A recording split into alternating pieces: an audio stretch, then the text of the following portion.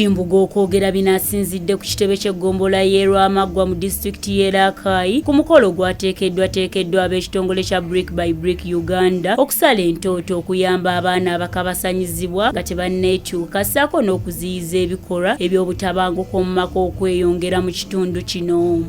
Ojja kubeerawo ne mu reporting ekeesi ezo tezifiire eno.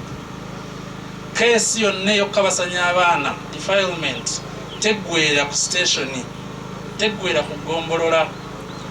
Ono asinzidde wano n'ategeeza nti bazze nga bafuna amawulire nti abakulembeze ku mitendera egy'enjawulo wamu n'abakwasisa amateeka mu kitundu kino bavuluga emisango gy'abaana abasobezebwako nga tebanneetuuka, ekintu kyagambye nti kino nno bakikola mu bukyamu era nga bo ng'abakulembeze ku disitulikiti beetegefu okulondoola ensonga zino.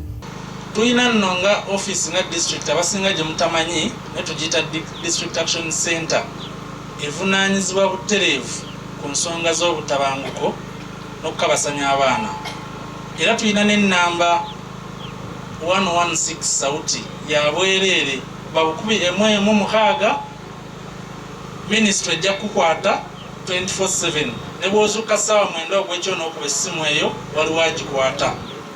Tujja kutegeera ensonga yonna ebeetuuse mu kitundu kyonna. Mu ngeri y'emu omukulu okuva mu kitongole kya Brick by Brick Uganda Michael Retabe yennyamidde nnyo olw'abaana abatuusibwako ogw'obuliisamaanyi kyokka ne babasuulirira nga kino nno kiviirako abaana bangi okufiirwa obulamu bwabwe.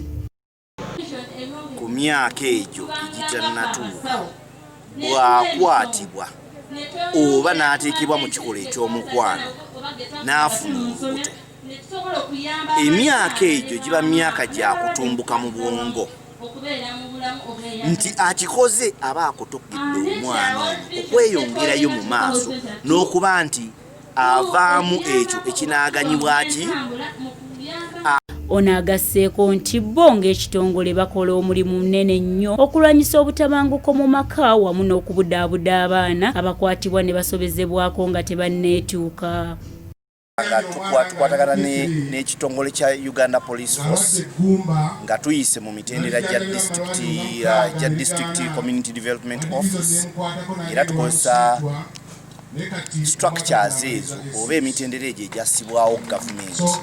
Tukwatagana n'abawala bano abatannatuuka tubaako betwogerako nabo ne tubawa obuyambi obumu n'obutali bumu nti weewaawo tubabudaabuda. Ye Florence Namakulu okuva mu kitongole kya World Vision agamba nti abaana bangi bawanduka mu masomero olw'okusobezebwako gassedduvuto ne kibaviirako okuzaala nga tebanneetuuka. Abaana baffe ab'obuwala bawalirizibwa okuva mu ssomero olw'embeera oba olw'ebizibu ebibagwako ne balekerawo okusoma era nga ebimu ebivaamu ye child marriage okuva mu December, wakati wa December ne November bakafuna a report 13. Bo abantu abalala nabo baliko bye boogedde ku biviirako obutabanguko mu maka okweyongera mu kitundu kyabwe. Byanfuna omwami bw'aba talina ssente bamusabye ssente ez'omunnyo, bamusabye ssente za sukaali, fiizi omwana bamugobye mu ssomero.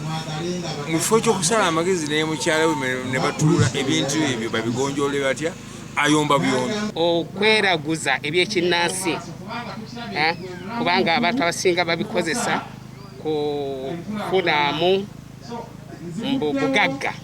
Edith Nabagereka ne Frank Bwekumbule, STV Select ey'enjawulo.